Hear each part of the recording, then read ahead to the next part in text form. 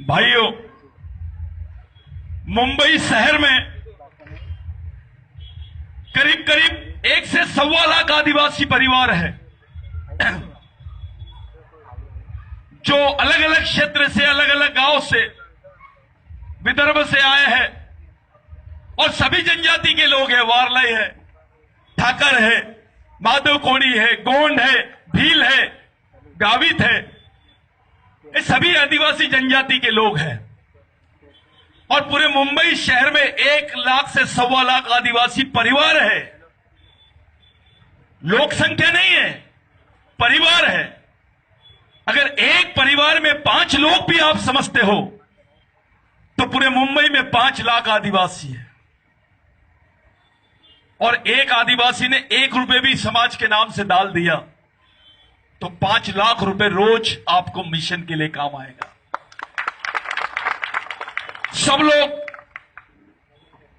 सभी लोग ऐसा समझते हैं कि मुंबई में आदिवासी नहीं है, मुंबई में आदिवासियों का कोई अस्तित्व नहीं है। ये आदिवासी नासिक में है, जुन्नर में है, पुणे में है, ठाणा में है, पालघर में है, ऐसा मानते हैं। लेकिन मुंबई सिटी से जुड़े हुए क्षेत्रों में आदिवासी नहीं है, ऐसा यहां का गैजेट बोलता है।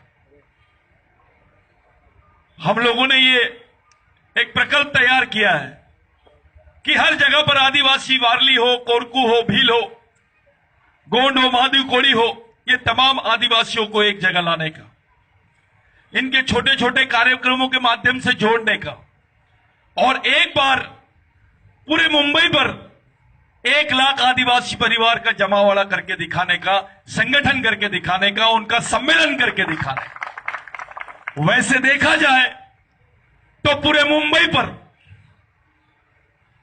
पहला अधिकार अगर किसी कौम का है तो आदिवासी कौम का है, क्योंकि यहां की जमीन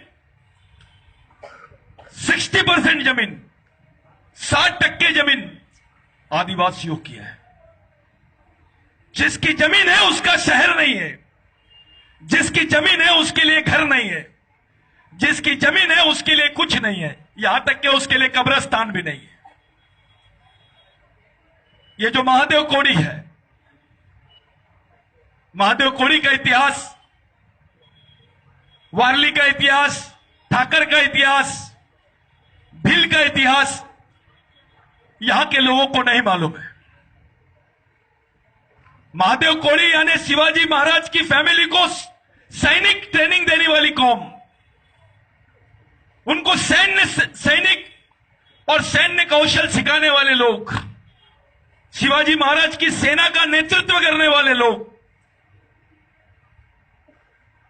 इतना साथ मराठा समाज ने भी शिवाजी महाराज का नहीं दिया जितना आदिवासियों ने दिया है। उसकी जीता जागती मिसाल है सिमनरी। जमीन आदिवासियों की, किला आदिवासियों का, सेना भी आदिवासियों की और राजा शिवाजी महाराज। ये शिवाजी महाराज, हमने शिवाजी महाराज को अपना राजा माना, आदिवासियों ने माना। आदिवासियों ने शिवाजी महाराज को कलेजे से लगाया। अपनी जमीन पर अपने लोगों के बीच में शिवाजी महाराज को छत्रपति की उपाधि पोत की। ऐसा इतिहास शिवाजी महाराज के जीवन काल में किसी दूसरे लोगों का नहीं दिखाई देता है। जो रिश्ता शिवाजी महाराज की मम्मी का यानी जिजाऊ माता का था, संभाजी महाराज का था, वो रिश्ता आदिवासियों के साथ से बड़ा किसी और कौम का नहीं था।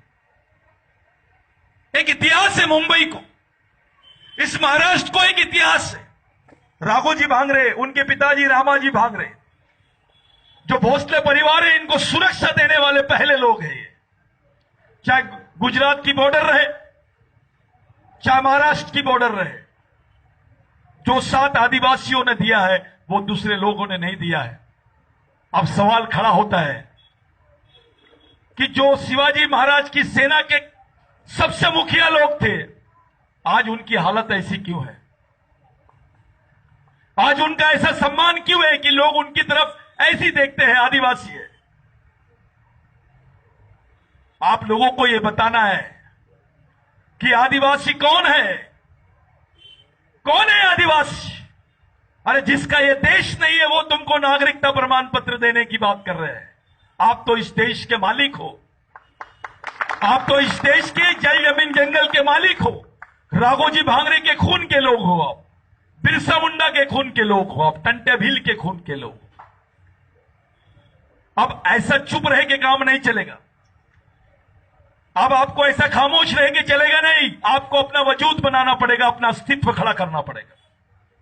और जो समाज का अस्तित्व नहीं होता उसके अधिकार नहीं होते, और जिसके अधिकार नहीं होते उसकी पहचान नहीं होती। अगर आपको अपना सामाजिक अस्तित्व टिकाना है, बनाना है, तो आपको घर से बाहर निकलना पड़ेगा। विशेष करके महिलाओं, राघोजी भांगरे ने बोला कि जिस बच्चे की मां जागरूक है वो बच्चा जीवन उसका सुखी है, उसका जीवन सुरक्षित है, जिसकी मां जागरूक है। हमारे लिए तो बहुत अलग है। हमारे बच्चों की मां अपने बाल बच्चों के जीवन के बारे में सोचती भी नहीं है कि ठीक है आज तुम्हारे पास नौकरी है, कल तुम्हारे बच्चों को क्या मिलेगा। थोड़ा सोचो, रिजर्वेशन बंद हो गया तो क्या करोगे आप? आरक्षण बंद हो गया तो आप क्या करोगे? कौन सी लाइन पे जाओगे आप? आपकी जनरेशन को जिंदा रखने के लिए आपके पास क्या प्रोग्राम है?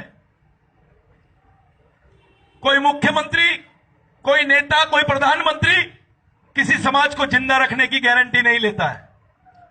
उस समाज को जिंदा रखने की गारंटी उस समाज के पढ़े लिखे लोगों की है। पूरे देश की जनता आज मुंबई के आदिवासियों की तरफ देख रही है।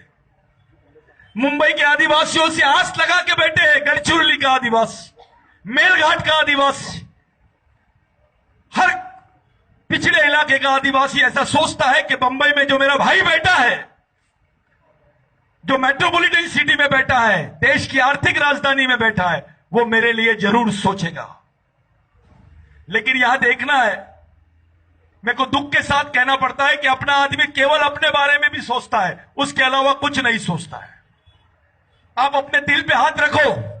अगर आप आदिवासी नहीं होते तो आपको नौकरी मिलती क्या? आप अपने दिल पे हाथ रखो। आप आदिवासी नहीं होते तो आपको सम्मान मिलता क्या? आपका बच्चा पढ़ पाता क्या? आप इंजीनियर बन पाते? आप अधिकारी बन पाते? नहीं। अरे आप पैदा हुए, उस समाज ने आपको सब कुछ दे दिया, लेकिन आप मर भी जाते हो तो आप समाज को कुछ नहीं दे पाते हो। इससे बड़ी अफसोस की बात कोई कुछ नहीं है। हम बाबा साहब का नाम लेते, संभाजी महाराज का नाम लेते, महात्मा फुले का नाम लेते, राघोजी भांगरे का नाम लेते, बिरसा मुंडा का नाम लेते, लेकिन हमको मालूम है बिरसा मुंडा के बारे में, राघोजी भांगरे के बारे में मालूम है। हम लोगों को अपना इतिहास नहीं मालूम। हम उस राघोजी भांगरे की औलाद है जिसके वजह से ये मुंबई जिंदा है। ये मुंबई का क्षेत्र जो है, सह्याद्री जो है, जिस सह्याद्री पे पूरा महाराष्ट्र गर्व करता है, उस सह्याद्री को बचाने वाला राघोजी भांगरे। उसके संघर्ष के वजह से तुम्हारे हिस्से में जमीन आई, तुम्हारे हिस्से में आज खेती है, तुम्हारे लोग आज पेट कमा रहे हैं, पेट भर रहे हैं। 2 एकड़, 3 एकड़, 4 एकड़, 5 एकड़ जमीन है, राघोजी भांगरे की वजह से है, किसी राजा और भगवान की वजह से नहीं है। भगवान के बाप का नाम है राघोजी भांगरे। हमको भगवान ने कुछ नहीं दिया जो राघोजी भांगरे ने दिया है। इसको स्वीकार करो, अपना स्वाभिमान जगाओ, अपनी सामाजिक अस्मिता को पहचानो। आपकी पहचान आपकी वजह से नहीं है, आपके समाज की वजह से है। एक नई पीढ़ी को नया रास्ता दिखाने की बात आ गई है। आज तो आदिवासी हो ये कोई पहचानेगा भी नहीं आपको। आप अपनी संस्कृति के बारे में नहीं जानते, आप अपनी सभ्यता के बारे में नहीं जानते। आपने पूरा अपने आप को भुला दिया है, समाज से अलग कर दिए आपने। आपका रिश्ता गांव से टूट गया है। जिस गांव ने आपको जिंदगी दी, जिस गांव ने आपको पहचाना, जिस गांव ने आपको पहचान दी, आरक्षण दिया, आपको आदिवासी कहलाए, आप इस देश के मालिक कहलाए। अरे प्रधानमंत्री होना बड़ी बात नहीं है। इस देश में हिंदू होना उतनी बड़ी बात नहीं है, मुस्लिम होना बड़ी बात नहीं है, क्रिश्चियन होना बड़ी बात नहीं है, लेकिन आदिवासी होना बहुत बड़ी बात है। जैसे आप अपने आप को आदिवासी बोल देते हो, इस देश के मालिक बन जाते हो, इस देश के मूल मालिक बन जाते हो। अपने मूल मालिक को जगाओ, अपने स्वाभिमान को जगाओ, अपने सामाजिक मिशन की तरफ आओ।